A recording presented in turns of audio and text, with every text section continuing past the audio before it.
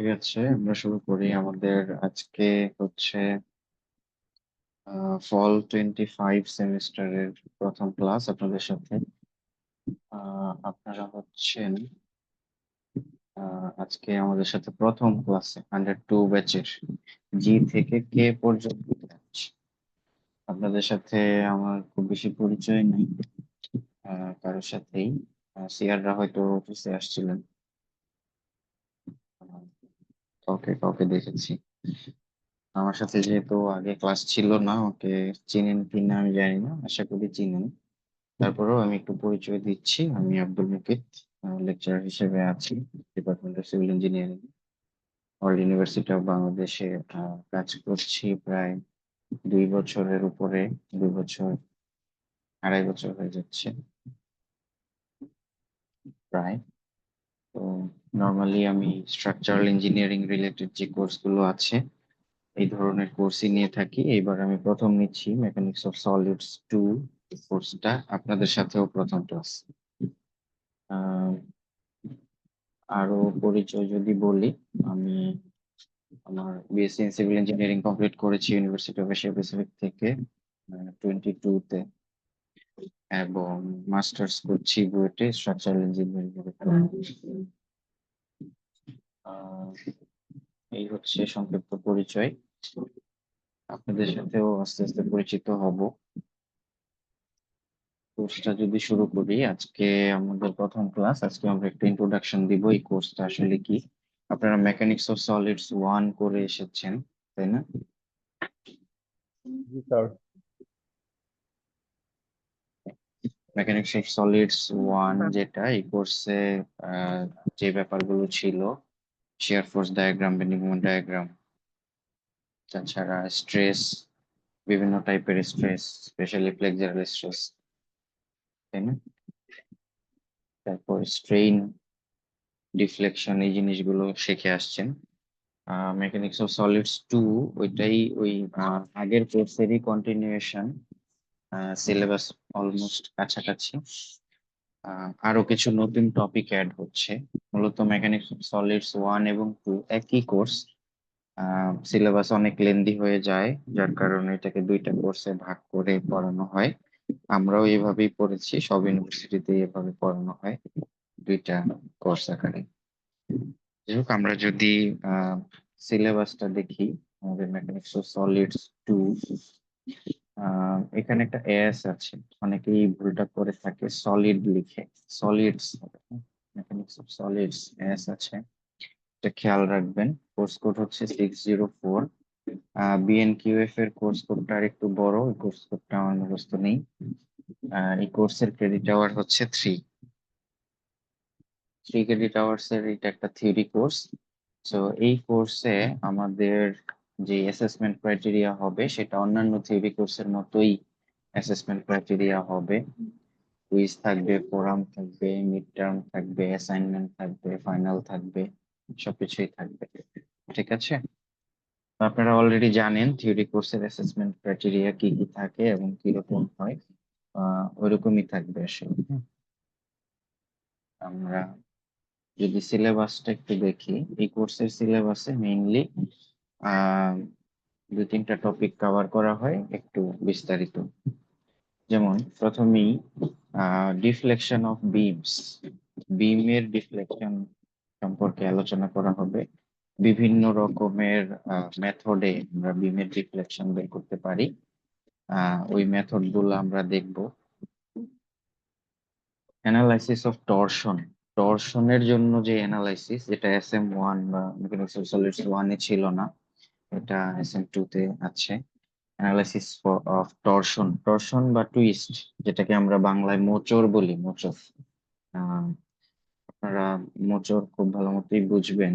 আহ, কাপড় শুকানোর, ভিজা কাপড় ধোয়ার পরে কিন্তু আমরা কাপড় মোচড় দেই, এবং তারপরে ভিতর থেকে পানি বাইরে বের হয়ে আসে, তাই না? তো মোচড় দেই, এখানে মূলত ওই টরশনাল স্ট্রেস ডেভেলপ করে, যেটাকে আমরা এই যে এখানে বলছি টরশনাল স্ট্রেসেস।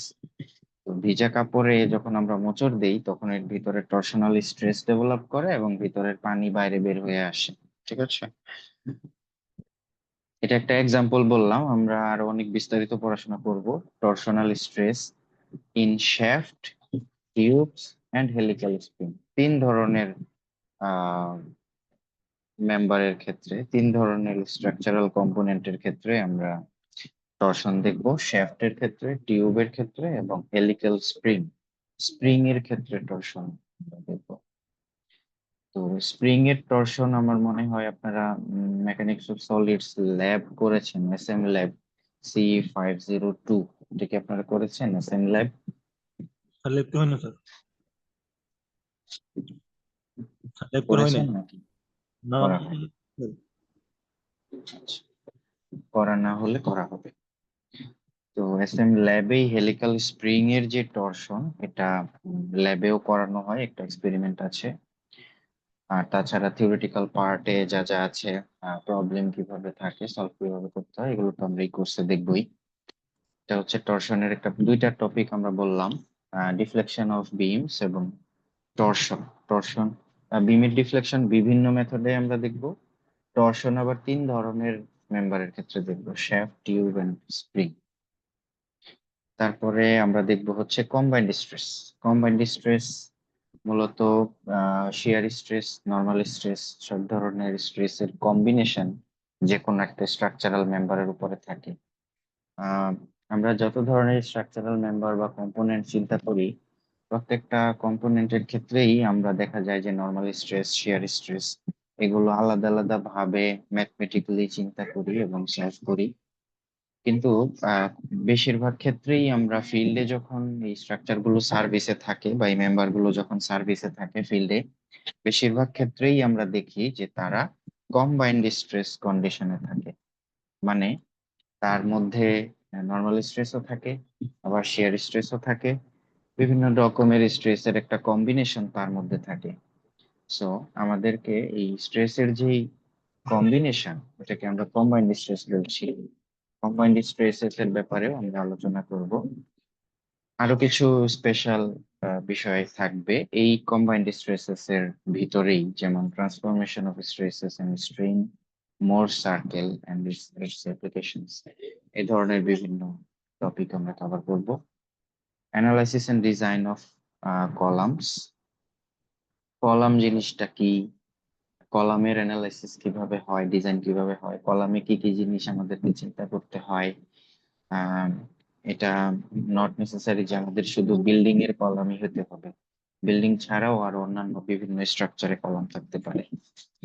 এই কলামের ক্ষেত্রে আমাদের ডিজাইন ক্রাইটেরিয়া কি কি, গাইডলাইন কি, এবং আমাদের কি কি জিনিস কনসিডার করতে হয় এটা দেখবো। স্পেশালি আমরা যেটা দেখবো, অয়েলার্স ক্রিটিক্যাল বাকলিং লোড বা critical load by Euler's formula, যেটা অয়েলার্স ক্রিটিক্যাল বাকলিং লোড বলা হয়। অয়েলার্স যে ক্রিটিক্যাল বাকলিং লোড, এটার একটা এসএম ল্যাব ওই কোর্সে, মেকানিক্স অফ সলিডস ল্যাব, ওই ল্যাবে আপনারা শিখবেন।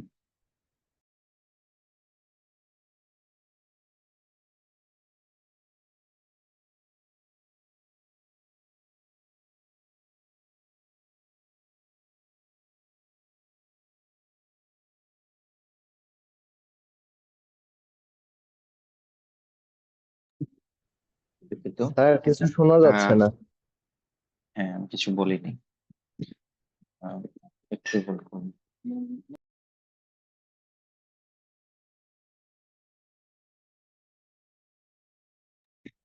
দুঃখিত। Analysis and design of column, এটার এই টপিকটার ভিতরে আমরা যে পার্ট গুলো স্টাডি করব বা আলোচনা করব, সেটা হচ্ছে ক্রিটিক্যাল বাকলিং লোড, যেটা অয়েলার দিয়েছে। আমাদের একটা বিশাল একটা কন্ট্রিবিউশন, অয়েলারের অনেক কন্ট্রিবিউশন আছে আমাদের ইঞ্জিনিয়ারিং এ, ফিজিক্স এ, ম্যাথমেটিক্স এ।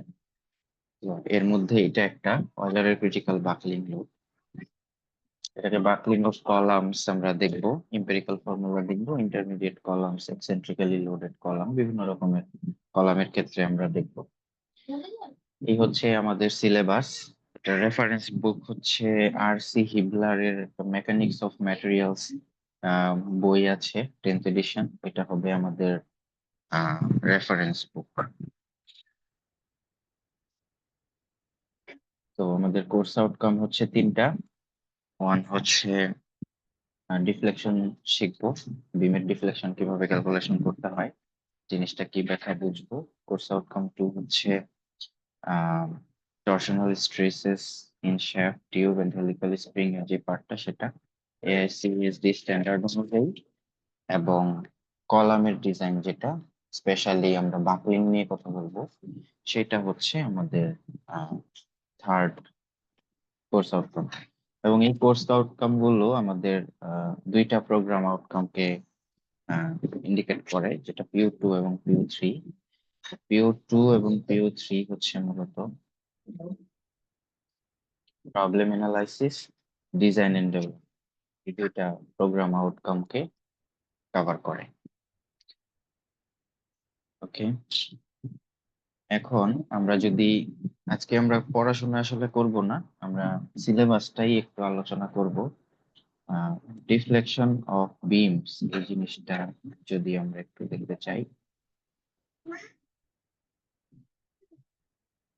ডিফ্লেকশন জিনিসটা কি সেটা যদি আমরা একটু দেখি, ছবি দেখতে চাচ্ছি। নর্মালি এই যে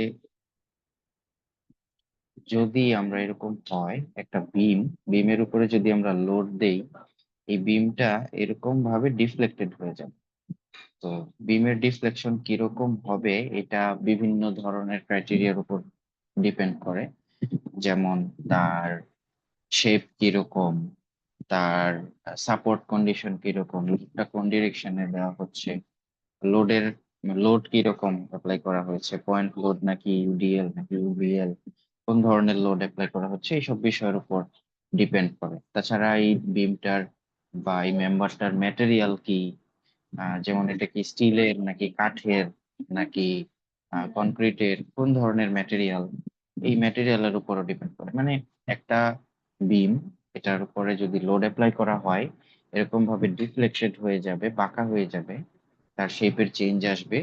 এটা অনেকগুলো বিষয়ের উপর ডিপেন্ড করে, যেটা আমরা আলোচনা করলাম। ওই বিষয়গুলো আমরা দেখব এবং ওই বিষয়গুলোকে কনসিডার করে ওই specific support condition, loading criteria, material properties, তার সেকশন প্রপার্টিস, লোডিং ক্রাইটেরিয়া, সকল ক্রাইটেরিয়াকে কনসিডারেশনে নিয়ে এসে তার ডিফ্লেকশন কত হবে, এবং বিভিন্ন পয়েন্টে বিভিন্ন রকম হয়, ম্যাক্সিমাম কত হবে বা অন্যান্য পয়েন্টে কত হবে, এই জিনিসগুলো আমরা ক্যালকুলেশন করতে পারবো।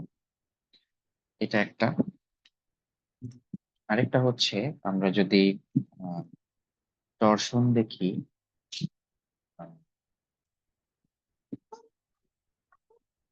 টর্শন টর্শন তো আমরা টুইস্ট বা মোচড়ের কথা বলেছি। টর্শন যেমন এই যে এই শ্যাফটটা যদি দেখি, এখানে আমরা দেখতে পাচ্ছি যে এটা একটা স্ট্রেট মেম্বার, এটাকে যদি আমরা টর্শন দেই বা মোচড় দেই, তাহলে হয়তো সে এরকম হয়ে যাওয়ার চেষ্টা করবে। ঠিক আছে, তো এরকম যদি কন্ডিশন হয়, তাহলে তার ইন্টারনাল ফিলিংসটা কিরকম হয়। আমরা যে মেকানিক্স অফ সলিডস 1 এবং 2 এই জায়গাগুলোতে যে পড়াশোনাগুলো করছি, এটা মূলত আমরা চিন্তা করার চেষ্টা করছি যে ইন্টারনাল ফিলিংস, এই মেম্বারের ইন্টারনাল ফিলিংস কেমন। আমি এই কথাটা সবসময় বলি যাতে আমরা ফিল করতে পারি। যেমন আরেকটু যদি ভালো মতো ব্যাখ্যা করি, যেমন আমাদের আহ ধরেন আমি একটা 10 কেজি লোড নিতে চাচ্ছি, এক জায়গা থেকে আরেক জায়গায় নিয়ে যাব, 10 কেজি একটা লোড। তো এই 10 কেজি লোডটাকে আমি কিভাবে ক্যারি করব?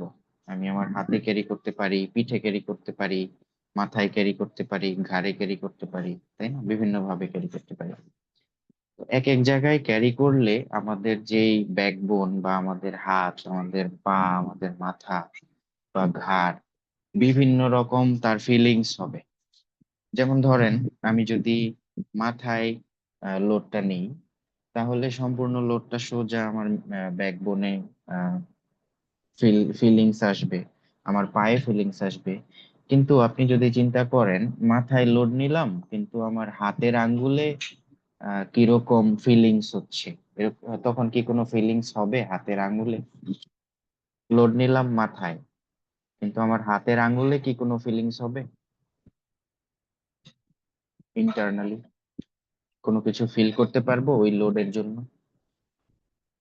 আপনাদের কি মনে হয়? আপনি প্রশ্ন বুঝতে পারেন?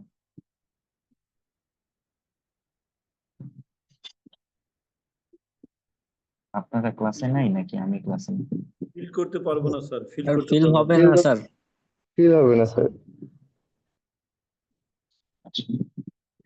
আবার এক হাতে যদি লোড নেই, অন্য হাতের আঙ্গুলে কি কোনো ফিলিংস হবে কি? না স্যার। না স্যার। কেন হচ্ছে না? লটু স্যার অন্যতে হয়েছে।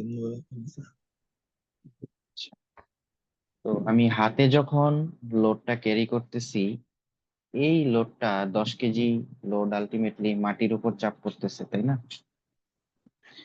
তো আমাদেরকে একটা জিনিস চিন্তা করতে হয়, এটাকে আমরা বলি লোড ট্রান্সফার পাথ।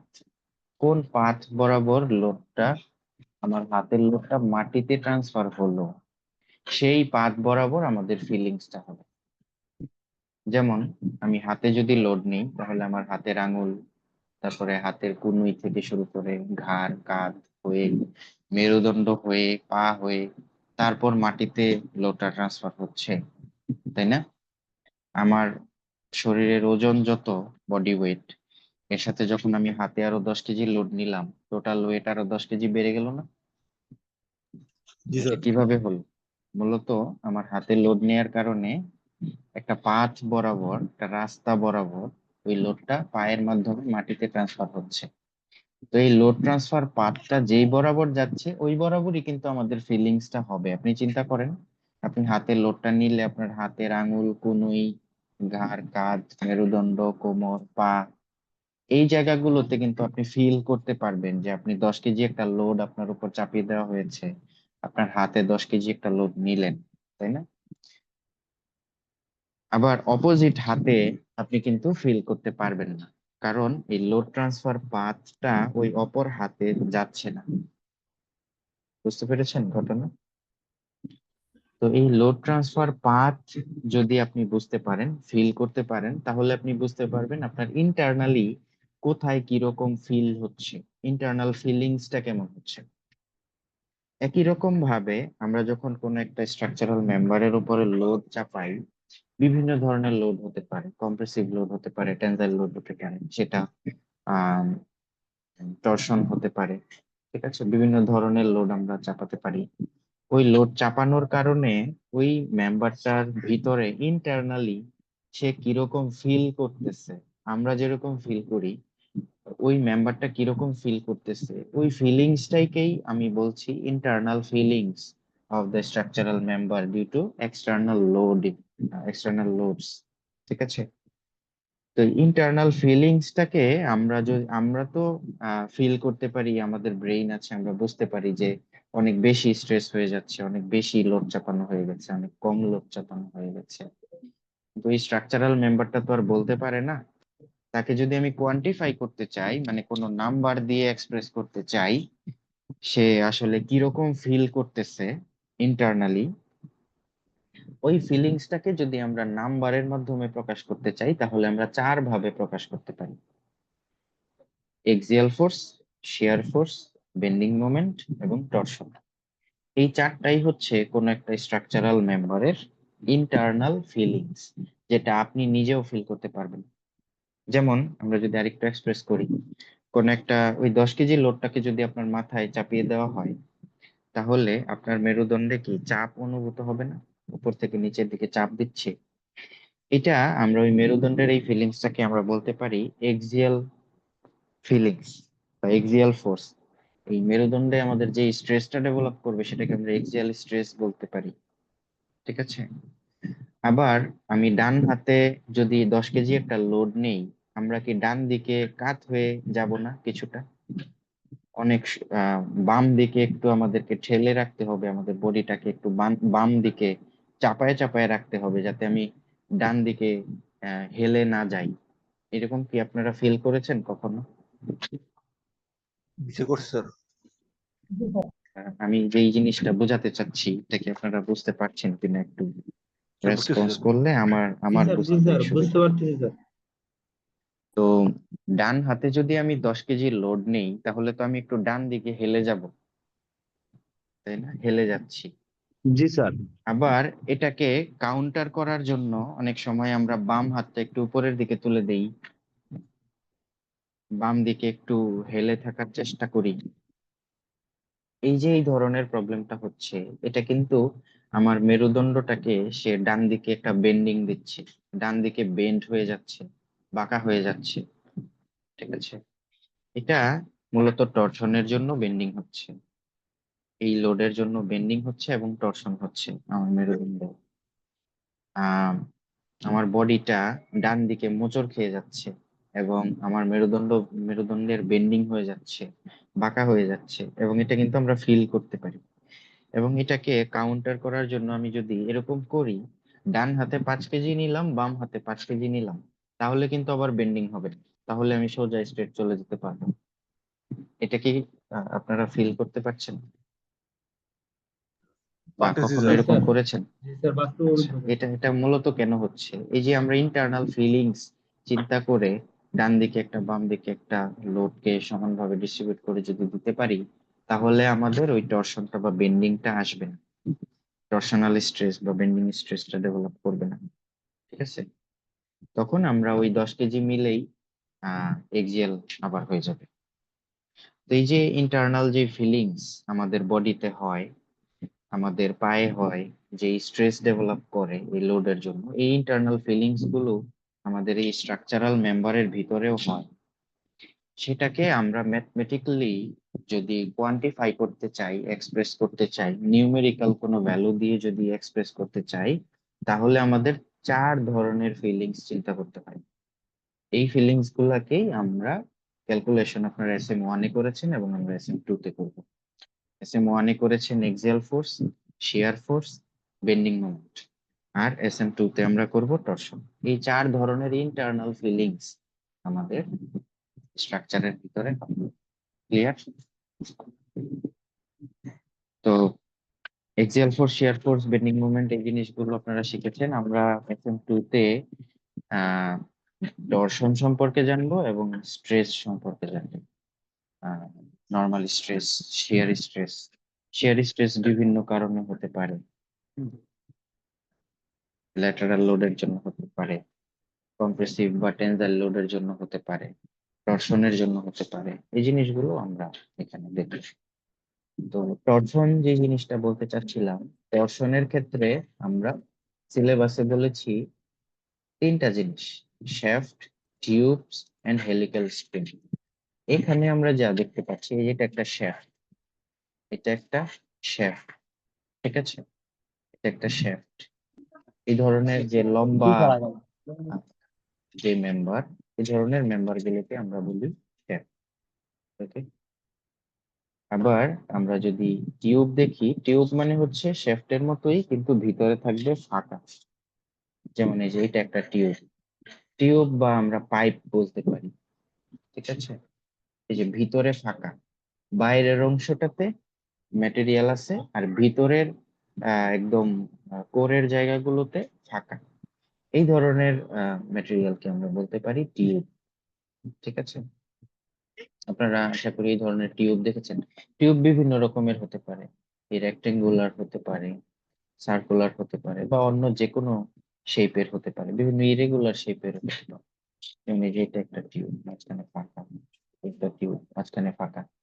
আবার টিউবের এরকম হতে পারে যে এক এক জায়গায় এক এক রকম শেপ। যেমন এই যে নিচে একরকম, মাঝখানে একটু চিকন হয়ে গেল, উপরে আরেক রকম শেপ। বিভিন্ন রকমের শেপ হতে পারে। ঠিক আছে, আবার শ্যাফটও বিভিন্ন রকমের শেপ হতে পারে, এক এক জায়গায় এক এক রকম শেপ থাকতে পারে, এক এক জায়গায় এক এক রকম ম্যাটেরিয়াল থাকতে পারে। ঠিক আছে, সো এই জিনিসগুলো আমাদের কনসিডার করতে হবে, আমরা করব। আর আরেকটা হচ্ছে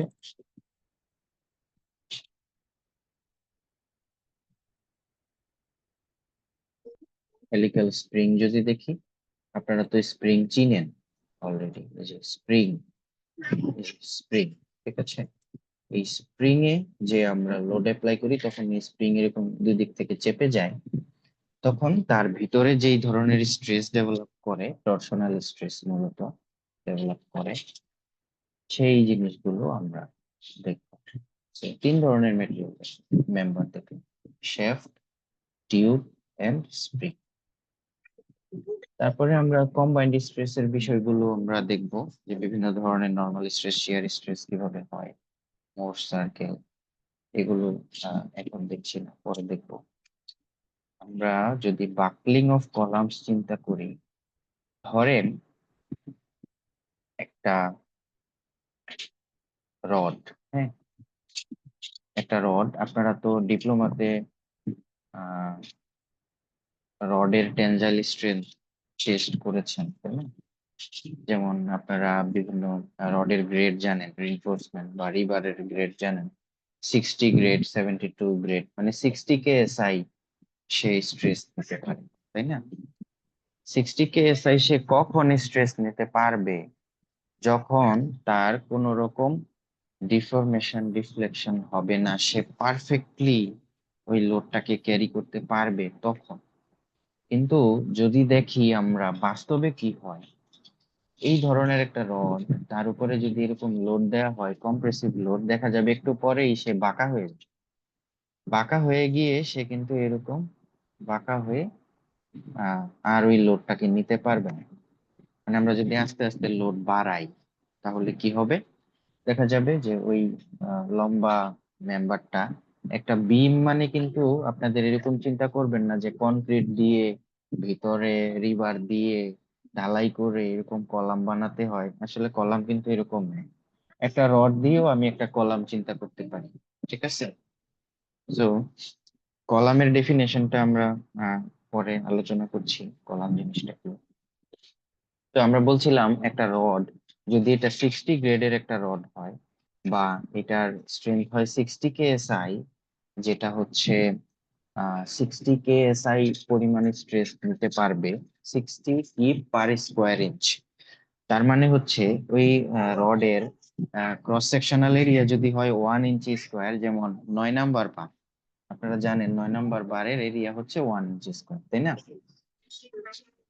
তাহলে আমরা যদি একটা 9 নাম্বার বার নেই, হ্যাঁ, 9 নাম্বার বার একটা নিয়ে, তার মানে তার ক্রস সেকশনাল এরিয়া হচ্ছে 1 ইঞ্চি স্কোয়ার, এরকম লম্বা একটা 10 ফিট লম্বা একটা 9 নাম্বার বার নিলাম, বা 20 ফিট লম্বা একটা 9 নাম্বার বার নিলাম, ঠিক আছে।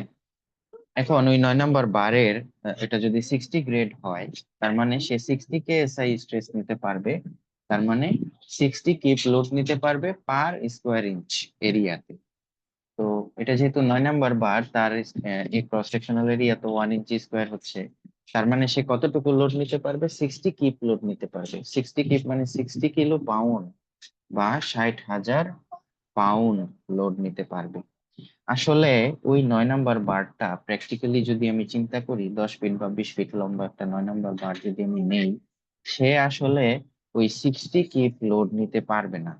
তার আগেই, তার অনেক আগেই কয়েক কিপ লোড দেওয়ার পরেই সে এরকম বাঁকা হয়ে যাবে, তাই না? আপনারা এরকম দেখেছেন না?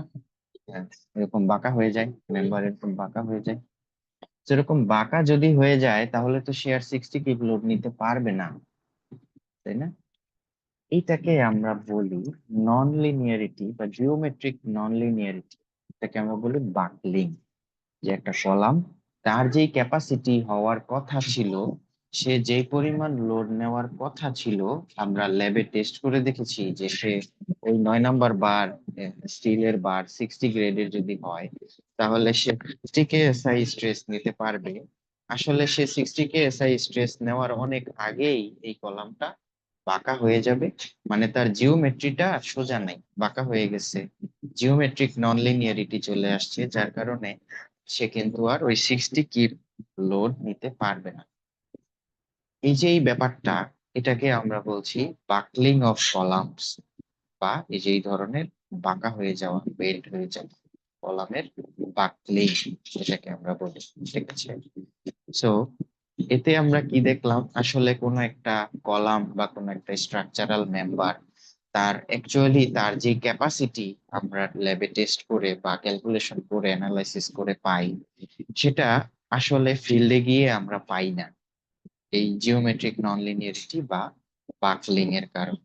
ঠিক আছে, সো এটা একটা ইম্পর্টেন্ট ইস্যু, যে আমরা যে কলাম ডিজাইন করছি, এই কলামে যে লোড আমরা অ্যাপ্লাই করছি, এক্সিয়াল লোড বা এক্সিয়াল কম্প্রেশন, এই এক্সিয়াল লোড বা এক্সিয়াল কম্প্রেশন তার যেই ক্যাপাসিটি আমাদের দরকার, সেই ক্যাপাসিটিটা আসলে তার ম্যাটেরিয়াল থেকে এবং তার বাকলিং কে কনসিডার করে তারপরে আমাদেরকে ক্যালকুলেশন করতে হবে, তা না হলে তো সে নিতে পারবে না। ধরেন আমরা যে এক্সাম্পলটা চিন্তা করলাম, আমরা যদি এরকম দেখি যে 9 নাম্বার একটা বার আছে, এই 9 নাম্বার বারটাকে আপনি ক্যালকুলেশন করে বা ল্যাবে টেস্ট করে তো পাইলেন সে 60 গ্রেড, তার মানে সে 60 কি লোড নিতে পারবে, আমরা ক্যালকুলেশন করে তাই পাইলাম। এখন আপনি ওই 9 নাম্বার বার 10 ফিট বা 20 ফিট লম্বা একটা 9 নাম্বার বার, তার উপরে আপনি একটা 60 কিপ লোড চাপাই দিলেন, তাহলে তো সাথে সাথেই সে ফেল করে যাবে এবং আপনার প্রচুর লস হবে, বিভিন্ন ধরনের লস হতে পারে। ঠিক আছে, সো এই ধরনের আমরা আসলে আহ চিন্তা করতে পারবো না, আমাদেরকে বাকলিংটাও চিন্তা করতে হচ্ছে। সো বাকলিং অফ কলাম একটা ইম্পর্টেন্ট ইস্যু, আশা করি বুঝতে পারি। এখন বাকলিং জিনিসটা কিসের উপর ডিপেন্ড করে? বাকলিং জিনিসটা অনেক কিছুর উপর ডিপেন্ড করে। যেমন একটা ইম্পর্টেন্ট ইস্যু হচ্ছে যে এই মেম্বারটার ক্রস সেকশনাল সাইজ কত, মানে তার জিওমেট্রিটা কিরকম, সার্কুলার না সি শেপের নাকি আই শেপের নাকি রেক্টেঙ্গুলার নাকি স্কোয়ার, এটা একটা। তারপরে সে কত লম্বা, 10 ফিট লম্বা না 20 ফিট লম্বা না 30 ফিট লম্বা, এটা।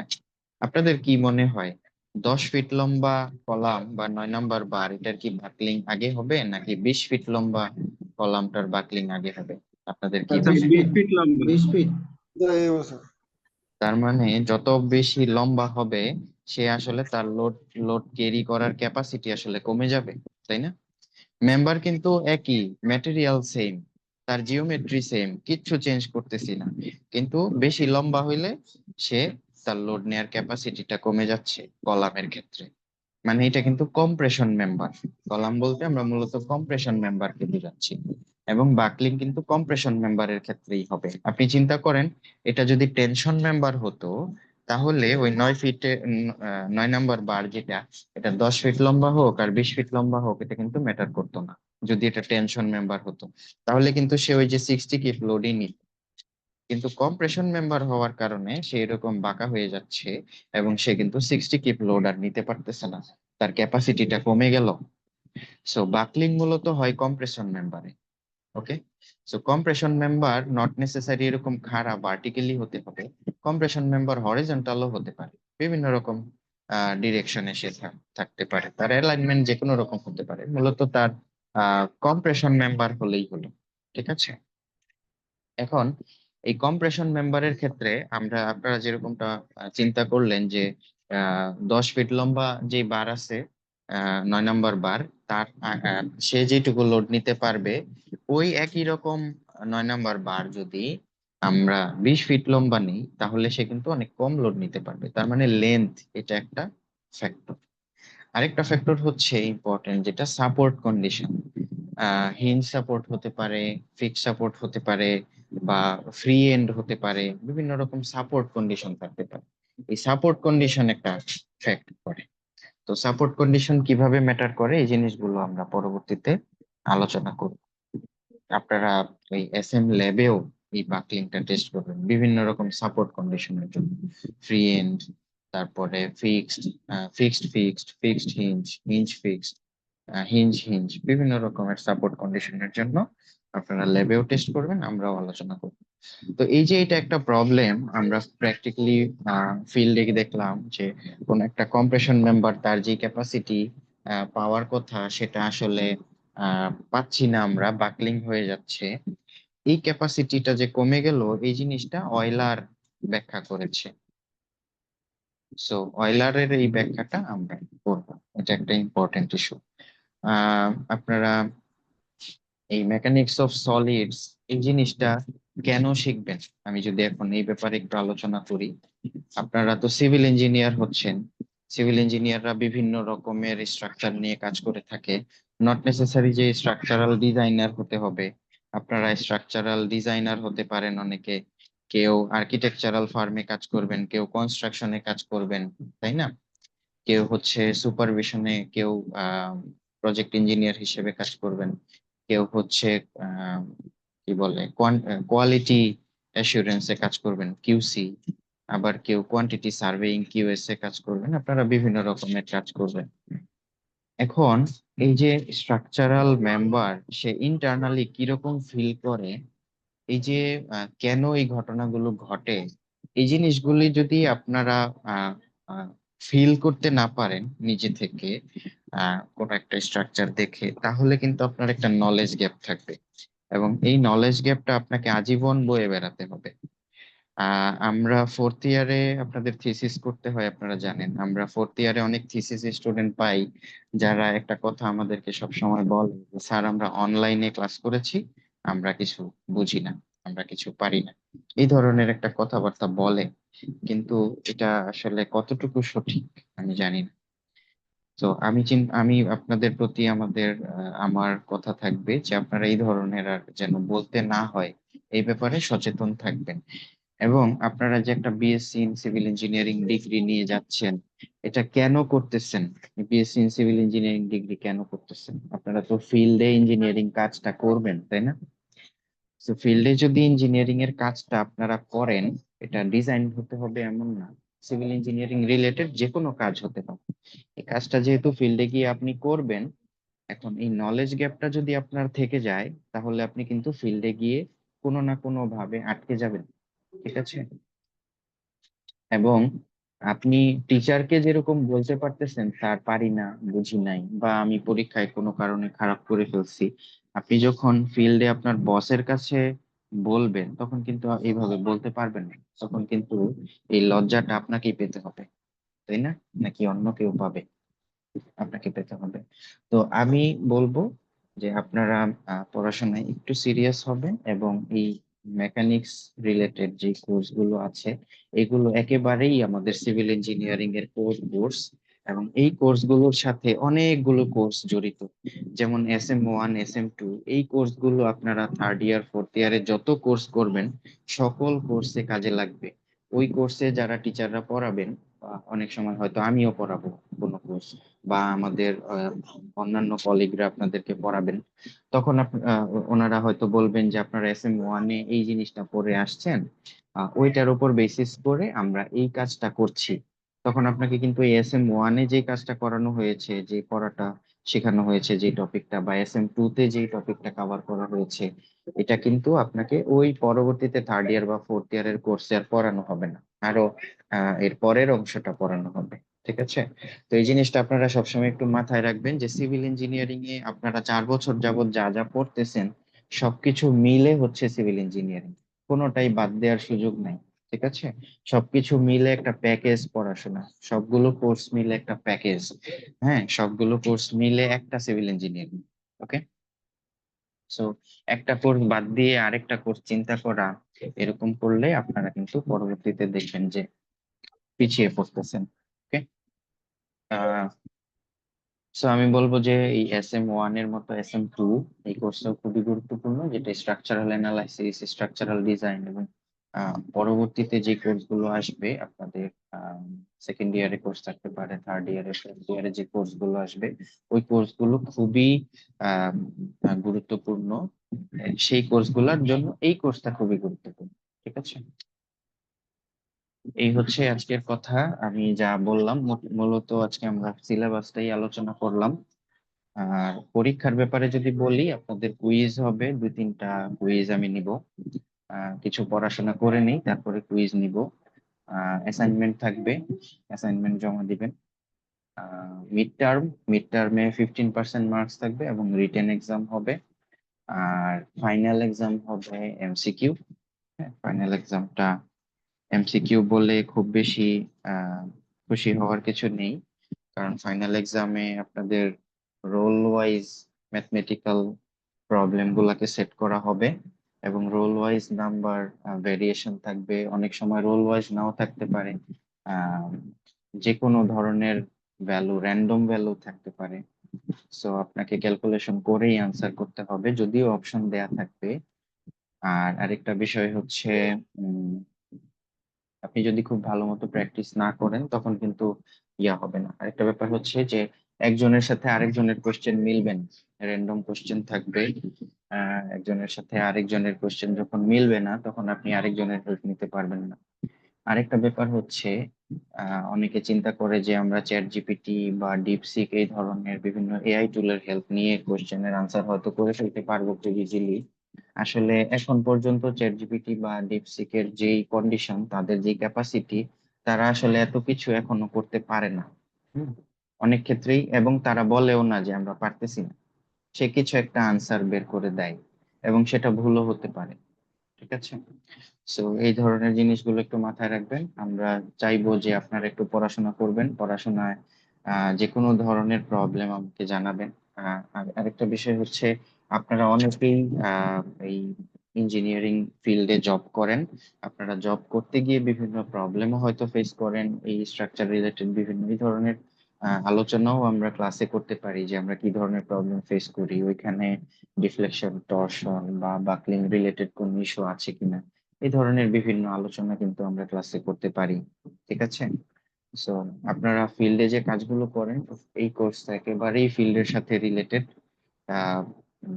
সো আমার মনে হয় যে এই কোর্সটা আপনারা ফিল করতে পারবেন। আহ, আমরা যেরকম ইন্টারনাল ফিলিংস এর ব্যাপারে আলোচনা করলাম, যে স্ট্রাকচারের ইন্টারনাল ফিলিংস, সো এই ইন্টারনাল ফিলিংসটা আমরা যদি নিজেরা ইন্টারনালি ফিল করতে পারি, তাহলেই আমরা এই কোর্সটা খুব সাকসেসফুলি কমপ্লিট করতে পারবো ইনশাল্লাহ। ঠিক আছে, আমার পক্ষ থেকে এই পর্যন্তই। আপনাদের অ্যাটেন্ডেন্সটা আমি গুগল ফর্মে নিব। আর হচ্ছে, আপনাদের পক্ষ থেকে যদি কিছু বলার থাকে বলতে পারেন।